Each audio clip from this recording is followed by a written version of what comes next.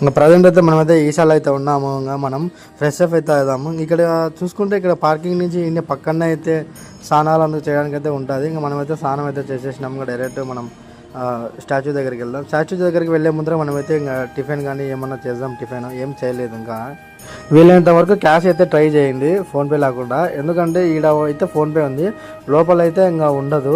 Food అయితే ఇంకా సూపర్గా అంటే సూపర్గా ఉంది. ఇంకా మనం అయితే ఇంకా టిఫిన్ అయితే చేసేసినాము. ఇంకా డైరెక్ట్ మనం స్టాచ్యూ దగ్గరికి అయితే వెళ్దాము. ఓకేనా గాయ్స్? ఇంకా మనకి వ్యూ పాయింట్ అయితే ఇంకా చెప్పాల్సిన అవసరమే లేదు.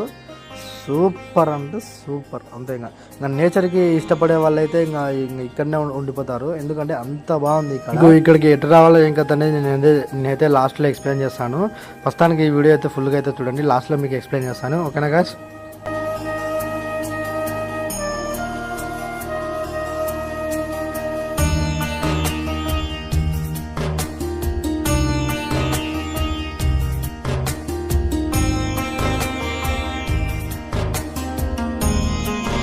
మనమైతే స్టాచ్యూ అయితే ఇంకా అయిపోయింది. ఇంకా అలా 2 ఫోటోలు అయితే దిగేసినాము.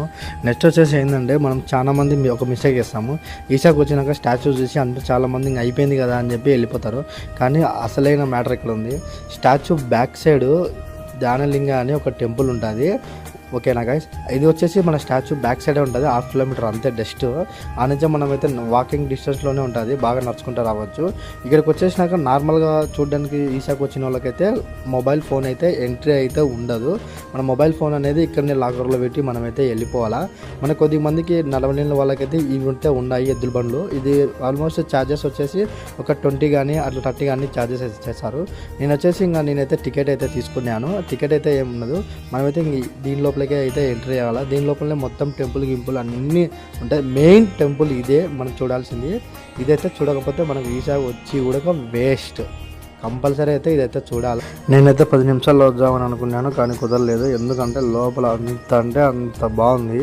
లోపల కొద్దిసేపు ధ్యానం చేశాను, కొద్దిసేపు అమ్మవారి దర్శనం అయింది. కోయంబత్తూరు నుంచి ఈసాకి అయితే రానికి అయితే 29 కిలోమీటర్స్ అయితే ఉంది. ఇక్కడికి బస్సులు కూడా అవైలబుల్గా ఉంటాయి. నాకు తెలిసి బస్సులకైతే 20 మ్యాక్సిమం ఛార్జెస్ అయితే 20 ఉంటుంది, లేదా 50 లోపల అయితే ఉంటుంది. ఇంకా ఈసాకి రావాలనుకునేటోళ్ళు కొద్దిమంది ఇక్కడ స్టే చేయాలనుకుంటే వీళ్ళ వెబ్సైట్ కూడా ఉంటుంది. ఈసా వెబ్సైట్ అయితే ఉంటుంది. ఇంకోటి వచ్చేసి ఏంటంటే ఇక్కడ మనం రూమ్ తీసుకున్నామంటే ఆటోమేటిక్గా వాళ్ళే ఫుడ్ ఉంటుంది, వెజిటేరియన్ ఫుడ్ బాగుంటుంది. చాలా రకాలుగా వెజిటేరియన్ ఐటమ్స్ అయితే ఉంటాయి. మనకి అప్పుడు రూమ్ బుక్ చేసుకున్నప్పుడు కూడా ఆల్మోస్ట్ లోపలికి అయితే ఫోన్ అయితే అలా ఉంటుంది. ఎవరన్నా ఏమంటారు నేచర్ ఇష్టపడే వాళ్ళు కొద్దిగా ఇట్లాంటి వాళ్ళకైతే అట్లనే కదా అందరికీ సెట్ అవుతుంది. ఏమంటే కొద్దిమంది మాకు ప్రశాంతత కావాలా అది ఇది అంటారు కదా, అట్లాంటి వాళ్ళకైతే ఇది పర్ఫెక్ట్గా ఉంటుంది.